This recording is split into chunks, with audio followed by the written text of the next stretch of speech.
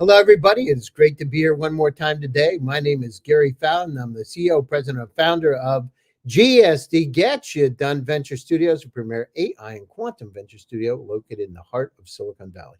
I'm a 17-time serial entrepreneur with several unicorns under the belt. I was on the original management team at Click Software, which was sold to Salesforce for $1.35 billion. And also Eva.ai, a company that we co-founded in 2016.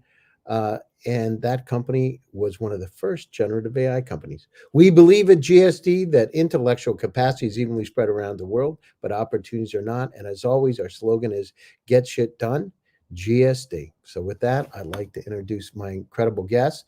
So Aly Madhavji is a serial entrepreneur. He's an investor. He's a managing partner of Blockchain Founders Fund. He invests in and building top-tier startups. He's a limited partner of Loyal VC and Draper, Goren, Holm. He consults organizations like INSEAD and the UN on emerging technologies to alleviate poverty and served as a senior blockchain fellow at INSEAD. He's been an author of several books, 3 books. He served on the board of Soluna Holdings and various other advisory boards, including the University of Toronto's Governing Council. He has a degree from I'm going to screw this one up, Tsinghua University and INSEAD in the University of Toronto. So with that, I'd like to bring Aly on board. Hey, Aly, how you doing today? Fantastic. Thanks so much for having me here. I'm excited to be here. Yeah, so tell me, how do you pronounce that university? Is that in China? Where is it? So Tsinghua University is the top Chinese institution, and I did a program called Schwarzman Scholars. So if many of the listeners here are familiar with Steve Schwarzman, founder of Blackstone. He also basically helped fund one of the most elite educational programs in the world at Tsinghua University. And how was it studying there? It may be one of the most phenomenal programs I've ever come across. I mean, so there's basically just over 100 students per year that are handpicked for this program, and it's fully funded. They even pay you to be there. Well, you can't beat that. So what's the deal? Is it like a stipend or what? So you get a stipend, you get all your housing, you get put up in this gorgeous building that won a number of international awards and architectural awards.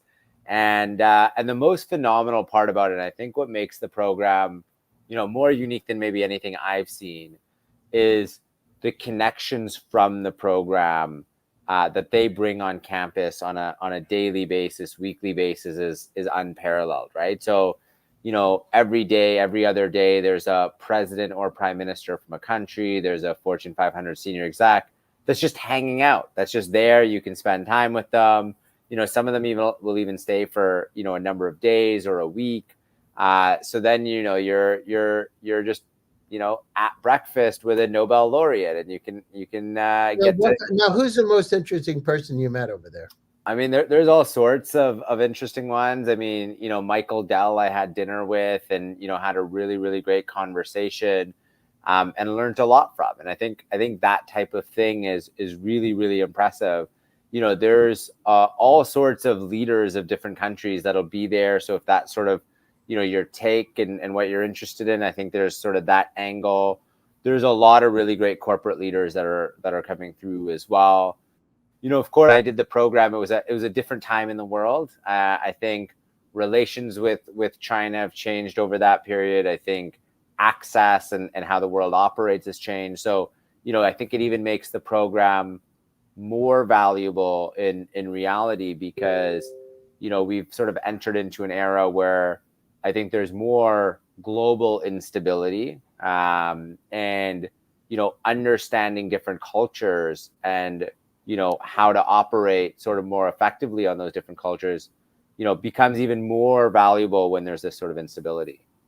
Yeah, no, I agree with you. I lived in Russia 12 years myself. So I went to Moscow State University, spent some time there and at the top business school, Skolkovo. One of the things that was interesting for me is that, we're all basically the same. We care about our families. We got kids. We want to make sure they're taken care of. We have to live and those kind of things. And sometimes we forget, and it's interesting, it's interesting that, we go down through. And once you start to know people, you start to change your attitude. But until you're there with them, in front of them, it's almost like they're like a movie on TV. You don't really understand them. And we better do a better job.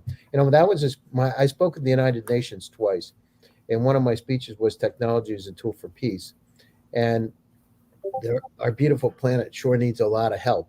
And the kind of things that we do to each other are not so good. We better figure out how to live together and how to be able to work together to be able to survive. It's amazing to me. I'm really glad you had a chance to. That would have been cool. By the way, when you were with Michael Dell, what was he talking about? What was the most interesting topic that he talked about? I mean, there was all sorts of things. I think, one sort of like walking through sort of, when he started Dell Computers, and sort of the early period, right? Not having a lot, figuring out in his garage. I think that story early on was quite impactful, especially, having started a number of small businesses on my own. And then obviously, starting, let's call it more scalable tech startups after that. But I think that was interesting. And then I think the other part that was interesting was sort of the inner workings of sort of when Dell ended up having to get sold, and then when he had to sort of buy it back, and with the support of sort of private equity firm to go buy it back. I think that whole story was just fascinating and really digging into it. Well, I mean, because he left and came back, right? So he left it. It was kind of going downhill. And then he came back. I wonder did he talk about that at all? That would have been fascinating. How do you go out of your company and then come back in? It's like Howard Schultz from Starbucks, right? Yeah, there we go. I think he did it with Silver Lake, if I'm not mistaken, the private equity firm. And, it was, I think, fascinating, right? And I think when things start going wrong, it also creates an opportunity to buy back, on a pretty effective price. I think he took it private then, if I'm not mistaken, and sort of like really sort of refocused on the business, right? And that worked really well. Yeah, no, he's done a great job. So, if we go down through it, you've done a lot in your life. If you look at it, what's the key to success? You've done a lot of different things, from the VC fund to being a serial entrepreneur. But if you look at, what are three things that entrepreneurs need to have in order to be able to navigate the landscape to be successful? Yeah, it's a great question. I mean, I think to me there's sort of a few key factors, right? And I'd probably frame it as like relentlessness, and then coachability or sort of mentorship, right? And then on top of that, I think it's, being smart, right? And what I mean by that is, finding optimal paths to do things. Because like at the end of the day, right? So if you take sort of like relentlessness, to do a startup isn't easy. It's not for everyone. And you basically need to go work. Tell it. So the audience, I mean, I know I've been doing this stuff for 39 years, so I know, but tell the audience what's not easy about it. I mean, at the end of the day, there's a ton of things that aren't easy, right? Like the easiest thing you could probably do is go to a cushion job in corporate, or, something where, you're just collecting a paycheck. I think when you've got your own startup, there's just so many factors you're dealing with. There's a lot of things that put you out of your comfort zone. Like maybe you're not familiar with marketing or sales, or, speaking in public's not your strong suit, but you got to work on building brand and getting visibility, or, Aly, that's a really interesting point. So I had this course at Stanford University, and the course was storytelling. And most people don't realize that 90% of building the unicorn is storytelling, right? Whoever's the best storyteller, because you can take a medium product, and if you're a great storyteller, you can make it unicorn. And sometimes we forget. But you said something else interesting, is persistence, and basically tenacity. What would you define? What does that mean? Yeah, I think a big part of it is being relentless, and in some cases it may even be sort of optimistically delusional, or delusionally optimistic. And the reason for that is, doing a startup isn't easy. Like things go wrong every day, right? You're fighting fires. You think tech's going in a certain way and things break, you realize things don't work, things may not have been as scalable as you thought.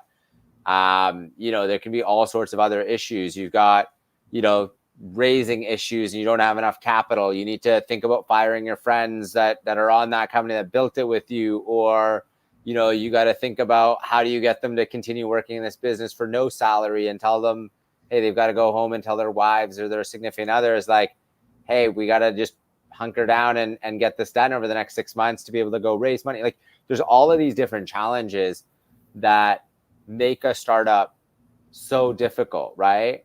And you've got to be optimistic through this. You've got to be encouraging. You've got to be able to raise morale across the team and stay positive and really work towards this vision that you've got with all these things that may not be going how you expected it or how you planned it, right?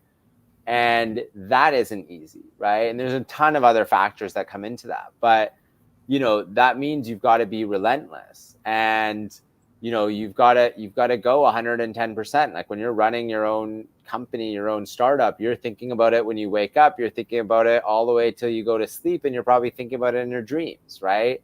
And that's part of it. And it's important to figure out how to still find some downtime, find ways to recharge. But how do you do that, Aly? Aly? Most entrepreneurs is difficult. How do you do that recharging? Yeah, so for me, there's a few things. I love walks throughout the day. Those are sort of like mini recharges for me. Hiking, anything that's in nature, love, right? So that actually works for me quite well. To be honest, I do think about I have 180 companies in our portfolio, and I'm thinking about how do I scale and how do I support each of them, right? And so at any different given points, I'm thinking about, like, how can we go drive value to XYZ company? How can we go drive value to this? How can we go help them unlock this partner? And so I do think about the business a lot. But, you pair that with these little things that you can start doing. I do think finding ways to meditate, breathing exercises, these things can be really helpful to, recalibrate and reconnect. I think that can actually work really, really well. Those would probably be the main things for me, but I can tell you, similar to most entrepreneurs, it's not easy. Well, I mean, I do the same thing. So I take 20 to 40-mile bike rides every day. And I like to do it at night when I'm down in Florida by the Everglades, by the canals. There's gators there. There's snakes. The last thing you're thinking about is your company when you're going down there, because you're thinking, what's out there that could jump you?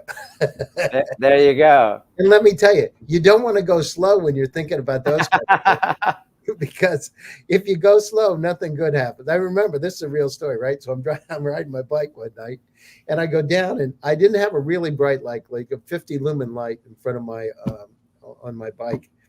And I see this big log on the road, and I thought, because we used to do that in Pennsylvania, somebody go on your road and you put a log on it to keep them from going. It wasn't a log. It was about a 14-foot alligator. And I was caught. The last thing I was thinking about is my company at that point. There you go. The rest of it. Yeah. So now we've got a tried and tested method. And, and then, but those kind of things are important. I do it too, to clear my mind. I got to have that hour and a half, 2 hours, whatever it is, to clear the mind, because that's how, you got to sync up. And I look at the stars when I'm riding. Sometimes we forget. And if you don't do that, if you don't clear the slate and do it, nothing good happens, right? If you just keep pushing and pushing and pushing, nothing good happens. Yeah, oftentimes with that, you get stuck in the weeds, right? When you can't reconnect, recharge, you get stuck in the weeds, and oftentimes this creates a challenge. That's also where that sort of mentorship aspect comes in, to help you sort of get out of those weeds and start seeing the forest as well, from the trees. I don't know about you, but one of the things that I've learned over the last 39 years of building companies is that the more that you know, the more that you want to know. And then you can figure things out very quickly. It's kind of interesting. It's, it's not like you get slower, you actually get faster in figuring it out. And with those 180 companies you have, you start to understand there's similar problems in each one of them and how to solve them, right? Absolutely, right? So, and that's the interesting thing, right? I mean, you've got a lot of different best practices you can take from all sorts of industries to help you scale your company, to help figure out. I mean, at the end of the day, I mean, most companies are a formula of you've got to figure out how to sell something, right? A product that people need or want. And, you know, that's going to be a similarity across a lot of them. And so like your sales channels, your sales side is going to be critical, whether that's even going to be e-commerce and digital messaging, or it's going to be larger scale, you know, sales. Like at the end of the day, like that's still going to be, you know, a lot of tactics on how do you go sell something effectively. And then when you're fundraising at the end of the day, you're basically selling equity. It's the same type of exercise. Obviously there's going to be a little bit of differences, but you know, it's essentially a sales exercise. Yeah, no, I got it. You know, the thing that's interesting, here's the deal. I want to see what you think about this. So one of the things I deal a lot with ultra high net worth families, and friends with a lot of them. One of the things that is interesting when I look at the typical VC fund, they're 24 to 33-year-olds. They've never built a company, right? They're trying to tell you how to do it. Only 10% have ever built a company. And, you know, you listen to them and the stories become very similar. They like to go skiing up in places like Canada, hella skiing. They like their Lamborghinis, Ferraris, McLarens, those kind of things. They talk about those a lot. But in reality, the advice that they can't really give you advice. What they do is they look at the financials, trying to tell you how to run your company based on financials. And I don't know about you, but you know, I look at networking, contacts, operational expertise, and access to capital. You need those three. And you're right. You got to be able to tell a story. You got to be able to sell. You got to make it so people feel the words. What do you think about that? I mean, this is a huge problem, right? And I think this is where founders need to know who they're bringing onto their cap table and know the value add. Go speak with startups where these investors are on those cap tables and go figure out how have they added value? How are they going to help you to build your business? I kind of look at it as there's almost like 3-4 categories of investors, right? So sort of like your A+ investor is sort of how you framed it in terms of like investor that can come in, has the know-how, has built businesses, can help you unlock doors, networks, and it's going to be, you know, help you keep you accountable, but still be friendly or constructive, right? I think that's sort of like your A+ investor. Your A- investor is probably gives you capital and kind of gets out of your hair. And then your negative investors or sort of like Yeah, so give you capital, gets out of your hair, right? But also the other thing is they can give you advice when you need it, and their advice is right to the point a lot of times. You know, the A+, right? That's the A+, but the A- is just gives you money and gets out of your hair. And the C+ or D investors are going to be the ones that take up your time, aren't adding value, don't actually have the experience to go do this. So they're now consuming time. Or if they're hostile, aggressive, like creating additional stresses when you're already trying to manage a business, which is hard enough, like those types of things are things to avoid, right? And that's where you want to vet, you know, the investors that come on, because this could become a very big problem if you don't have the right types of investors and supporters. You know, the typical VC meets with a company about 2.5 hours before they decide to invest. I mean, of course, they're doing their due diligence, and then they say it's kind of like getting married, right, Aly? We're going to be married for 7 to 10 years. But I don't know about you. There's no woman that I would be getting married to after 2.5 hours. I mean, it doesn't make any sense. Nothing. How do you know if that's the right kind of fit for you? And you're right about it. If you get a C+ or a C- and they start jumping in your shorts and start all the time coming after you, trying to figure out what's going on, and they're giving you advice that has nothing to do with running your business, you end up spending 3 times as much time. It destroys you. Exactly. I think we see this actually a lot more than listeners might even think. This happens a fair bit, and that's actually an important part, right? This is why we recommend generally going and talking to at least 2 startups that an investor has backed that you can go get feedback from. And then you look at it, you know, the one thing that's interesting, we have 160 companies inside of GSD right now in our portfolio, so we're a little behind you in terms of the companies. Similar. But you know, the thing it's interesting is that, you know, we see intellectual capacities evenly spread around the world, but opportunities are not. You know, right now I'm in Silicon Valley, and you know, Silicon Valley and where I am, the kind of things that we're doing with AI, you know, is really a port to the rest of the world. And sometimes we forget how important these ports are. I don't mean physical port, I mean a mental port, right? It's just a feeling. So when you look at it, so one is that, but the other part is, these family offices, 99% of the wealth is in 1% of the population, right? I mean, they control it. And yet the limited partners and most of the fun are those families.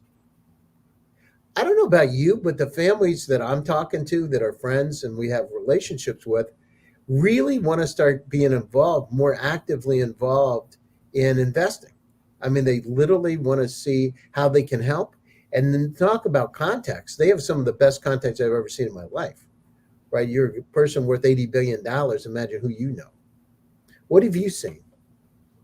Yeah, so we do see that. I mean, one of the things that we've worked on a lot, and sort of one of our goals is to become the most transparent fund in the world internally, right? And the way that we do that is we actually allow all of our LPs, and we also run what we call the BFF Global Expert Network. So this consists of Fortune 500 senior execs, fund managers, successful entrepreneurs, some of the multi-billion-dollar exits. And so with all of these phenomenal people, we actually allow them to see every startup in our portfolio in real time, and they can click one button to get an automated email intro. And then we share updates every month. So we do this as well with our investors. That's fantastic. And we share, updates on our companies, really cool traction updates or areas that they need help. That's important because hardly anybody does. I mean, we're not doing that like we should, but that's a really good idea, Aly, because I want to, even my own portfolio, I want to know what's going on. I'm just, I got to call the CEO up, maybe the CEO's left and somebody's replaced them, and you get secondhand information. Just want to know, just give me the scoop. Maybe I can help.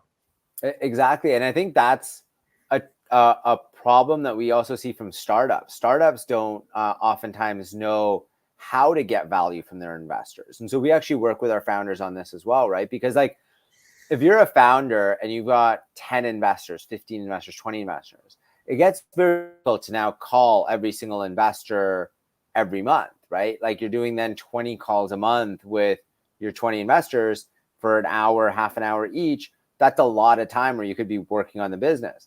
And so we actually went through about 1,000 different startup updates and created our own format where we think is very effective for monthly or bi-weekly email updates to investors. Monthly is fine.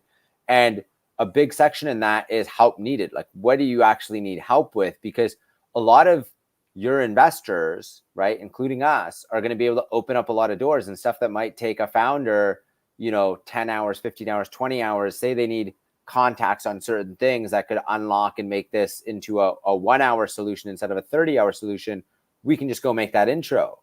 And so that actually helps a lot. And on my last business, when I was running the crypto exchange, we had investors that opened up a lot of doors for me. Like I needed connections to, for example, the CEOs of stock exchanges. When I asked for certain introductions, I got them the next morning. And that saved me probably even 50 to 100 hours of research and digging in and learning. And maybe you never get to the person either, because if you don't have an introduction, they keep the titanium door shut. Exactly. And so this is areas where oftentimes there's almost a very strong ability for your investors to help you if you have clear asks, and you just need to ask. But it's difficult to go call all your investors and figure out what they have. So if you can send an update out every month and say, hey, these are the 5 things or the 4 things I need help with, not maybe all of your investors can help, but 3 of them are going to say, hey, I can make that intro out of the 20. And that's going to be a huge help. And so it's actually really important to activate your investors and have them help, because a lot of the times it's not that your investor doesn't want to help. It's that they don't necessarily know how to help or know what you need, and they don't have the time to figure it out. But if you just say, hey, I need help on XYZ, it becomes very easy. And so that's actually a really good hack for startups to get the most value from their investors. No, that's very good. I love that. And so, we're coming up to the top of the show, Aly. So closing thoughts, and how do people reach out to you? Yeah, absolutely. I mean, if you're working on a really cool startup, definitely would love to learn what you're working on, especially if it's in the Web3 space. So you can reach us on blockchainff.com. You can reach me on LinkedIn, Aly Madhavji, or on Twitter, Aly_Madhavji. And would love to hear what you're working on. And if there's things we can help with, we'd love to be part of it. And most importantly, hopefully you took away key lessons on being relentless, finding great mentors, of course, and then figure out how to work smart, right? Which means like understand your customer, understand pain points, understand what's on the critical path to sort of fix and solve, and then, go nail it. No, that's right. Go nail it. That's important. So, we'd love to have you. We're going to have our demo day coming up in a few weeks. It would be great to have you at our demo day. We have, and as a judge, if it's interesting for you, we got some, we have 6 of some of the world's best startups, again, in our 18th cohort. It'd be great to have you. So if you got time, I'd like to extend that invitation to you. To all of you out there, thanks for joining one more time. GSD Presents Silicon Valley AI and Tech. My name is Gary Fowler, and I'm your host. Stay happy, stay safe, and stay healthy. And I'll be back to you again next week with another exciting edition. Take care, everybody. Have a nice weekend. Enjoy yourselves. Bye-bye. Thanks, Aly.